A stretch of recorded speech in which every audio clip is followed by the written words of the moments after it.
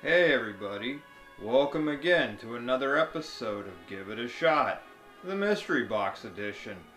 Today, this wonderful box will provide me with some supplement of pain that I must digest and probably break me down even further than I already am as a crotchety old man.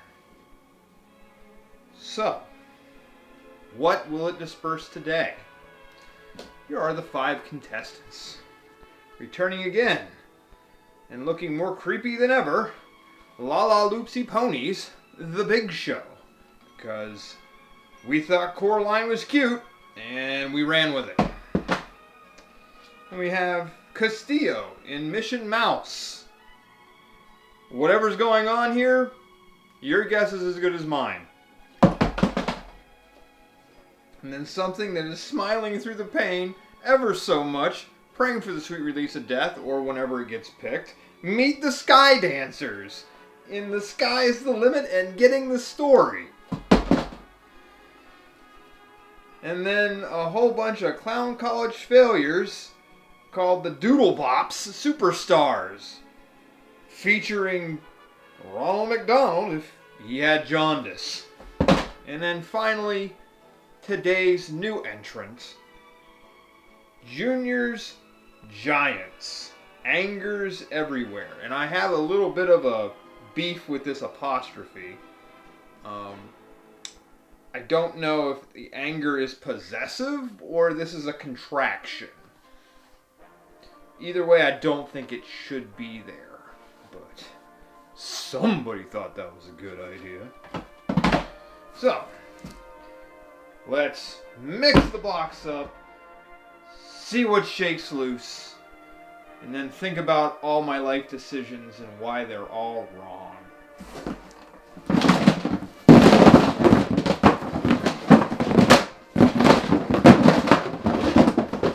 Want some of this?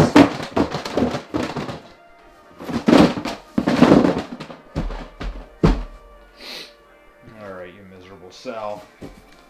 What are you giving me today? Oh! Just like the bastards in The Price is Right, where, they're the last contestant in the entire show and they get picked first. Well, looks like I'm doing Junior's Giants. Everybody else is going to be repeat offenders again. You've all failed again. Well, let's see how anger's everywhere. Not that I really want to.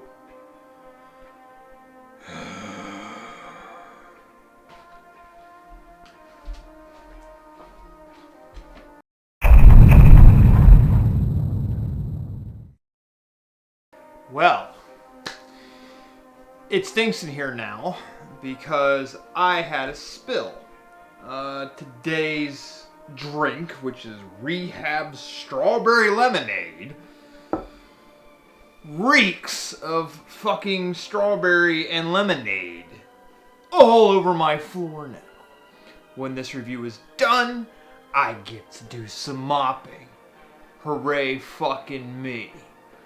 And as you can tell, I'm already a little bit surly because Junior's Giants is frustrating and anger is definitely everywhere because I don't know legitimately how to feel about this fucking thing. So let's just start at the beginning, shall we? That's a sensible place to start. So, anywho, origin story goes like this. Junior, because I fucking hate juniors. I'm sorry you were robbed of your identities. You were named after your fathers.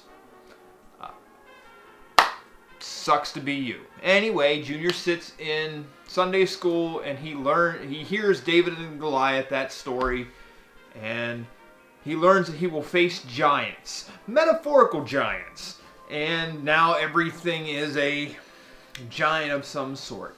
And so the first one, which is relatively an easy one to write, would be about anger and having a short temper.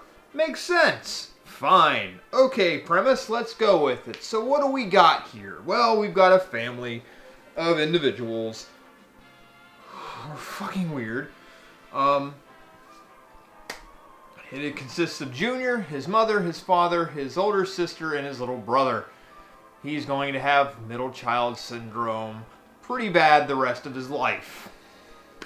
I'm sure that is going to be a giant later down the road, but to be honest, I don't care.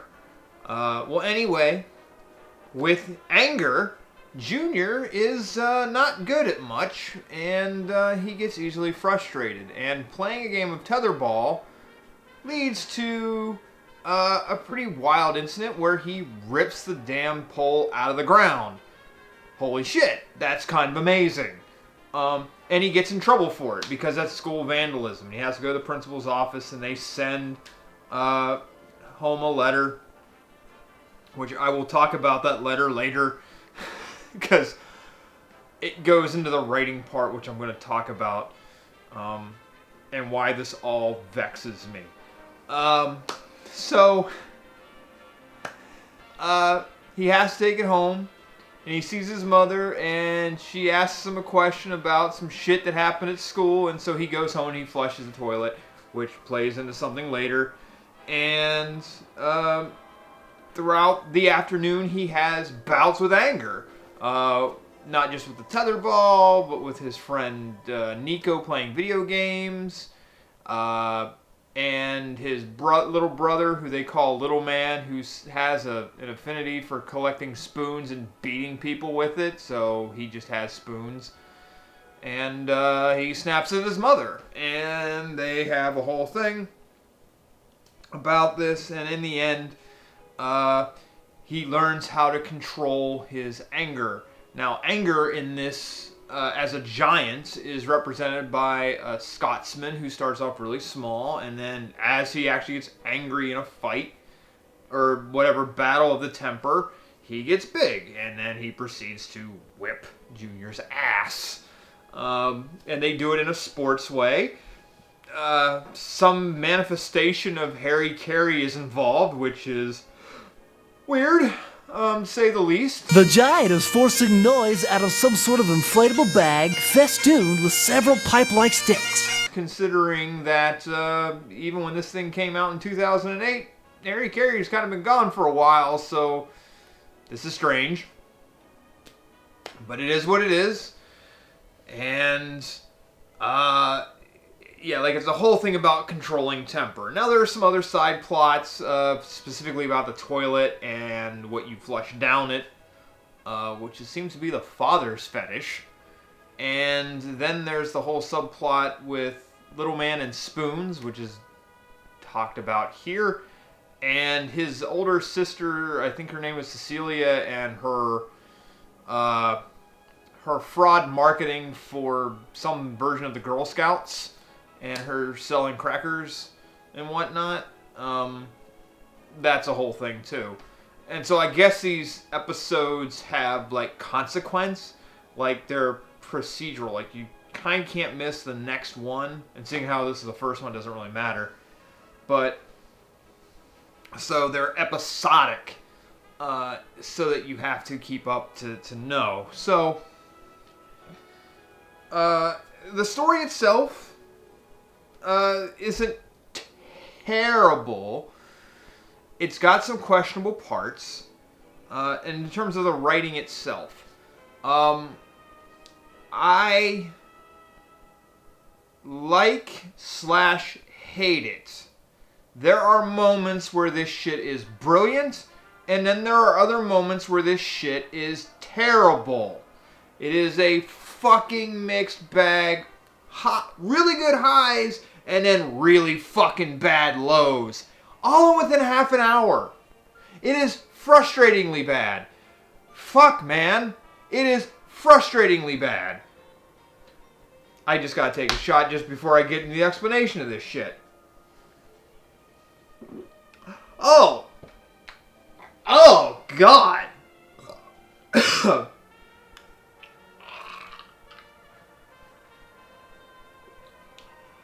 I'm gonna need rehab just from drinking the rehab. That is some shit. Anywho, so the highs and the lows of the writing. like, there are some funny parts. The first one that got me was the teacher's note home. And the writing that they put into that about you either need to correct your child or medicate them, whichever one you prefer. Dear parent or legal guardian, your son went spazzo in class. Please discipline him or medicate him depending on which kind of family you are.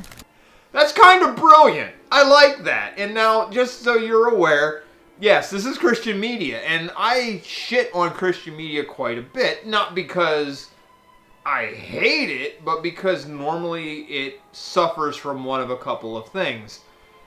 This one suffers from one of the tropes, but writing isn't really one of them, but is.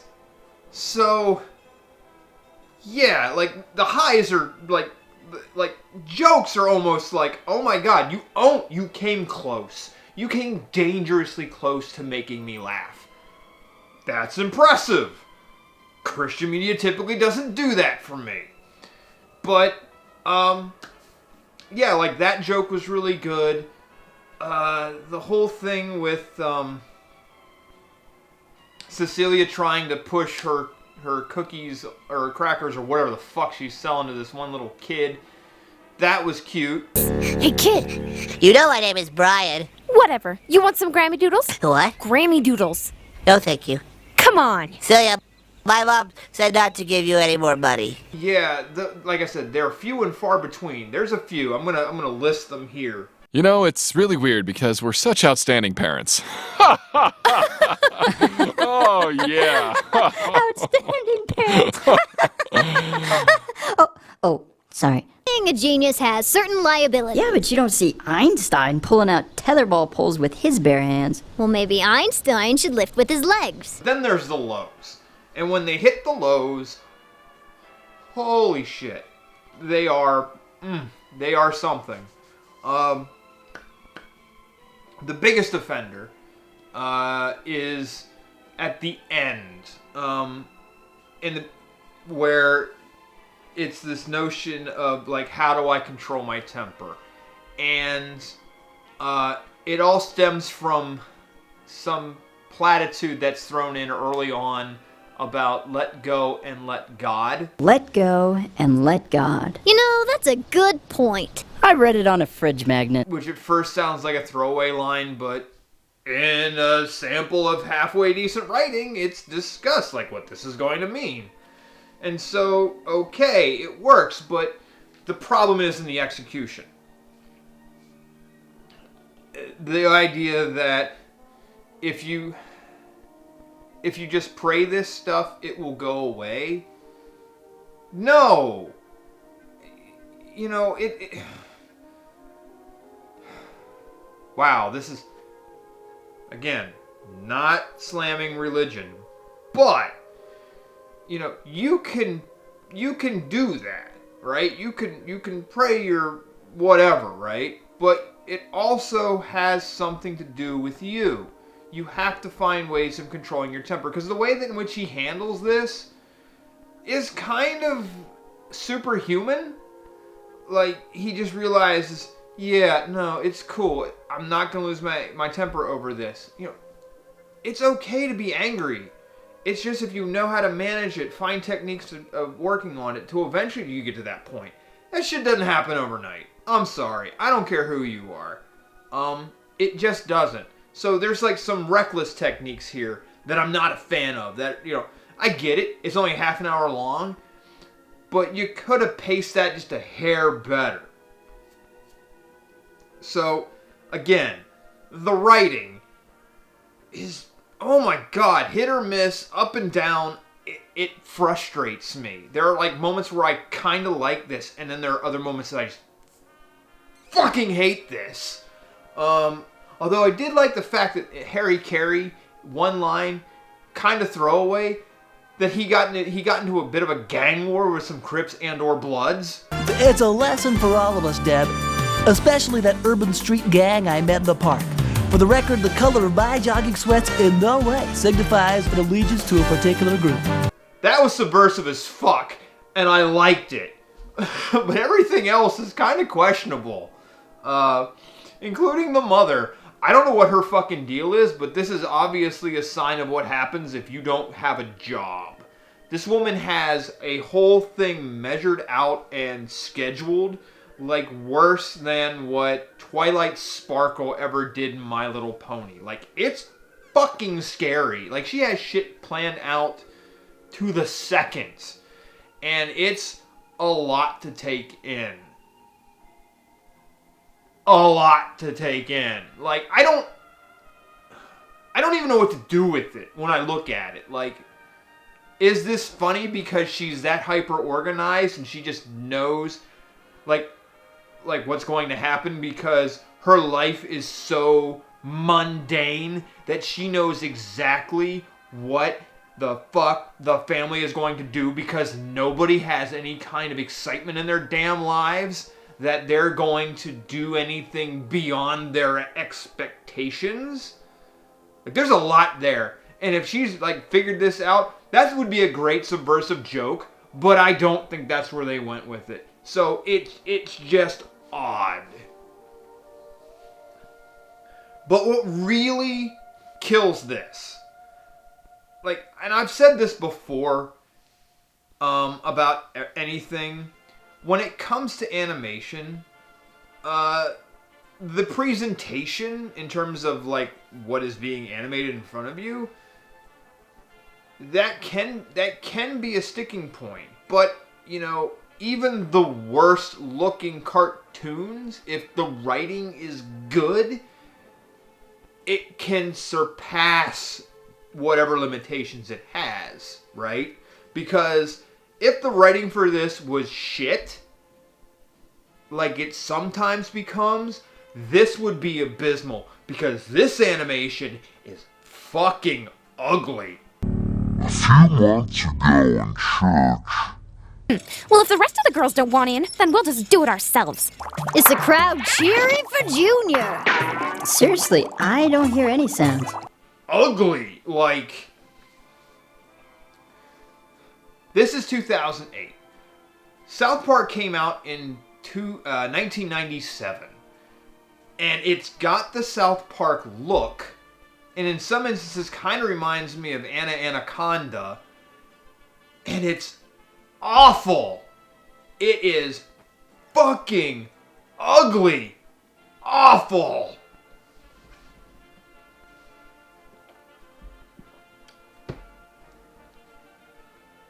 Oh.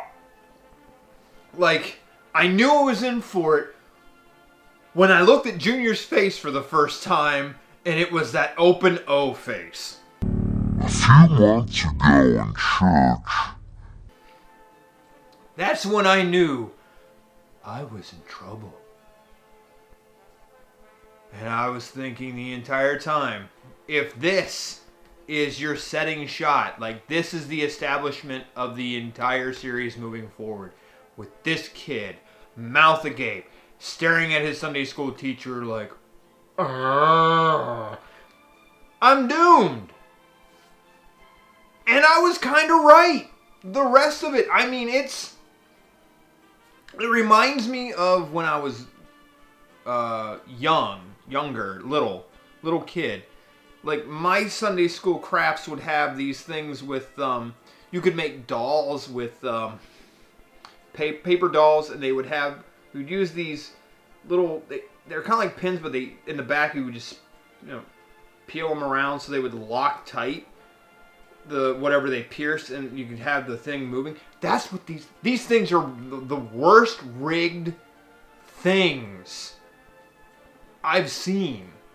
I mean, there were points in this.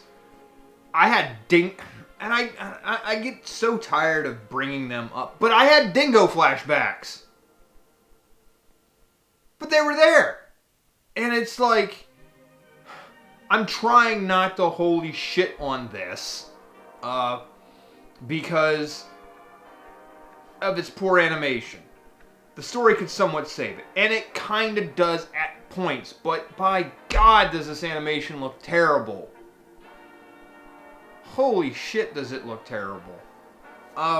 in the realm of everything that I've ever reviewed, like, aesthetically, it's not bad. It's just when they move, it's terrifying. Almost robotic. So it's a lot to take in, to be honest. I don't know. I can't. Oh God, and again, and when you take that and you mesh it in with what's going on with the story, it is frustrating. Like, there are moments when I really want to just pound this and just tell you it's terrible, which it is. And again, there are moments, like during the fight scene with the giant, round 3 was cringe-worthy as fuck, because now I've got a disco kiltsman.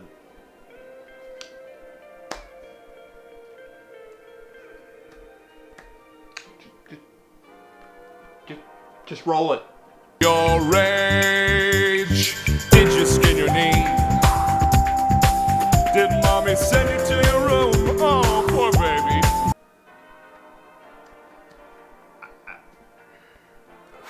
Like, what do you say about that? What do you say about a gyrating disco Scotsman with goldfish platform shoes and a fro that big that envelops a child? But it's there. I don't know legitimately what to make of this. Like I said, it is so love/hate. Like I said, the writing at times can be wonderful, but it'll shit in your face. I don't know. Like the subplots with the spoons and that, like the kind of throwaway jokes, like, fine, cute, cool, whatever. They kind of work. But I don't know. I legitimately don't know. Like, it's one of those things that's not, it's not bland. I've had bland, where, you know, it's just a slog to get through. This wasn't really a slog to get through, but it also wasn't great to watch. And so it's just somewhere... Fuck, man. It's just... I really hope later on down the line that they establish something that was kind of cohesive here and would have been decent. But I don't know. Really, I don't care to know. I mean, they kind of allude to the fact that there's a follow-up episode to this, so it's interesting for that. But I don't know. I legit don't know. And so that's why it's only got 2 shots. I mean, I could really just take a lot more shots because of how ugly the animation is. I really could. But it's not worth it. Because, again, decent writing at points saves it. But then there's other points that really suck. And that's why, like, the other thing about the Harry Carey reference, like, kids aren't going to know who the fuck that is. And it's like the Will Ferrell version of Harry Carey. So it's not even like real Harry Carey. It's a parody of the parody. So you're taking it to a further extreme. I don't know. But I think they also foretold Splatoon. years early in their video game that they play. Hey, you want to play Billy the Squid? You want to get inked again? Ha ha ha. It's not bad. It's not good. But it ain't bland. Do with that information as you will. Because I got nothing for you. It's just at points painful to watch. And I guess that's the best I can surmise of this.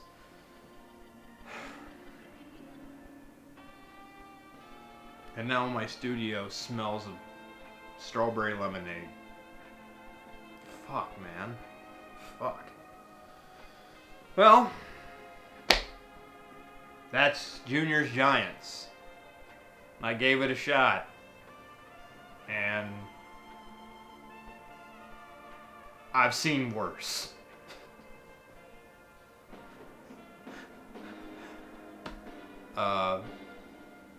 But it ain't so bad either. Damn, I hate it. Episodes like this. But this is what we got. We won the lottery here. Woohoo! So until next time, kiddies, toodles!